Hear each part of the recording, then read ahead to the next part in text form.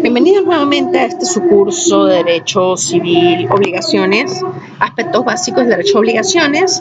Me habla como siempre la profesora Judith Torrealba y el día de hoy vamos a hablar sobre la obligación natural. Debemos reseñar de que hay que diferenciar primeramente lo que es la obligación natural y la obligación civil. De la obligación civil debe señalarse que es aquella obligación sancionada por la ley que permite al acreedor satisfacer su ejecución judicialmente. A diferencia de la obligación natural, que está consagrada en el 1178 del Código Civil, o mejor conocida como la obligación imperfecta, la cual se encuentra fuera del campo jurídico y cuyo poder de compulsión depende del fuero interno, no es susceptible de ejecución voluntaria y más propiamente se encuentra fuera del campo jurisdiccional del derecho, toda vez que éste no le concede acción, aunque prevé la consecuencia jurídica de la no devolución de lo cumplido, es decir, que el que paga una obligación natural no está obligado en que le regresen lo cumplido. Es decir, quien paga voluntariamente una obligación paga una deuda. Debe reseñarse que la obligación natural tiene como definición de ser un deber moral cuyo cumplimiento no es exigible jurídicamente, pero de que de ser cumplido en forma espontánea es perfectamente válido para el orden jurídico, de tal suerte que no se repite lo pagado. El 1178 señala muy claramente quien paga voluntariamente una obligación natural paga una deuda, por lo que la obligación natural no es de obligatorio cumplimiento, pero existe un deber moral de cumplimiento. Es decir, son aquellas que no son exigibles, pero que si se prometen, la promesa es válida, y si se pagan, su pago es cumplimiento, o cumplimiento es irrepetible. La obligación natural es un deber moral que en determinadas circunstancias asciende a la vida civil, pues en definitiva no se debe admitir el arrepentimiento en la honestidad. Hay que reseñar que la obligación natural tiene pues unos antecedentes. Básicamente los jurisconsultos romanos decían que la construcción de la obligación natural, tomando lo que nos estableció la escuela sabiniana del siglo II de la era cristiana.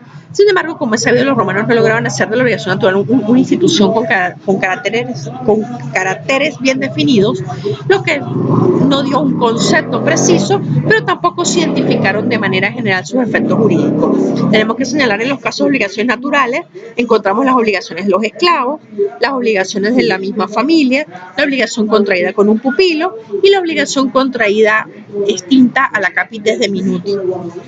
Es decir, todas estaban orientadas ante la pérdida o no de la capacidad. Por su parte, don Andrés Bello, en su Código Bello, para componer el libro cuarto del Código Civil chileno, se inspiró tanto en el Código Civil de 1804 napoleónico como en el Tratado de Obligaciones de Potier. Y aunque echó mano a sus amplios conocimientos del derecho romano y tuvo a la vista la legislación española, en particular las 7 partidas del rey Alfonso el Sabio, precisamente podemos rastrear una concepción de obligación natural análoga a la del derecho romano clásico. Debe establecerse que el fundamento de la obligación natural se traduce en una intervención moral del derecho, es decir, se identifican tales obligaciones como un deber moral y por ello no son taxativas según se refiere acertadamente.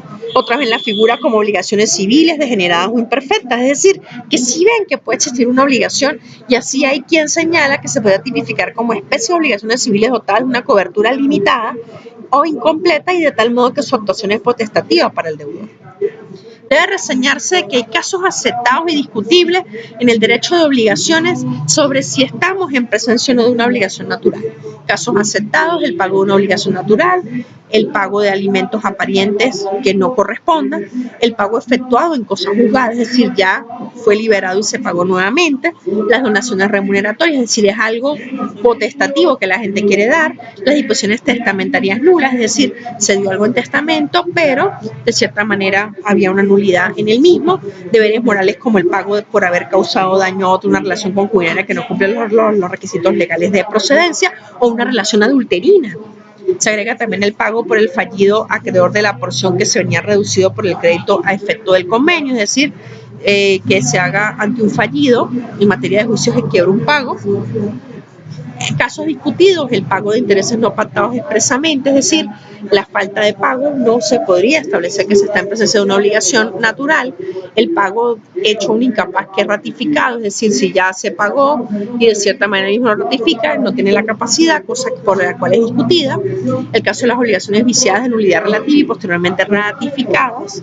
Y constituir la deuda de juego es una obligación moral si el legislador las considera ilícitas, porque para algunos consideran que el juego es lícito, pero si el mismo es ilícito y no cumple con las debidas expectativas, ¿cómo se puede generar que el mismo realmente pueda permitirlo? Tocaría observar si realmente la legislación permite que este tipo de normativas y de prácticas pudieran considerarse ilícitas y que fuera necesario su cumplimiento. Por su parte, hay requisitos que tienen las obligaciones naturales. Por ejemplo, son 4: que haya habido un cumplimiento patrimonial de hecho solvendi, es decir, la intención de producir la satisfacción del deber, que el mismo se fundamente en un deber moral o de conciencia, es decir, que no esté plasmado por un aspecto jurídico, que tal cumplimiento haya sido espontáneo sin coacción alguna, es decir, no hubo la obligatoriedad, y finalmente la capacidad de obrar, dado que es necesaria que el deudor tenga esa capacidad de obrar para poderlo hacer. De lo contrario, nos tenemos en presencia de una obligación natural. Los efectos de la obligación natural, en esencia, son 5. Su efecto básico es la no repetición de lo pagado, la imposibilidad de ejecución forzosa, es decir, no se puede forzar porque no existe el carácter coactivo en la obligación. En las obligaciones naturales el vínculo se halla flojo, enervado, debilitado y el acreedor ya no puede accionar para lograr el cumplimiento, pero conforme con lo dispuesto por el Código Civil.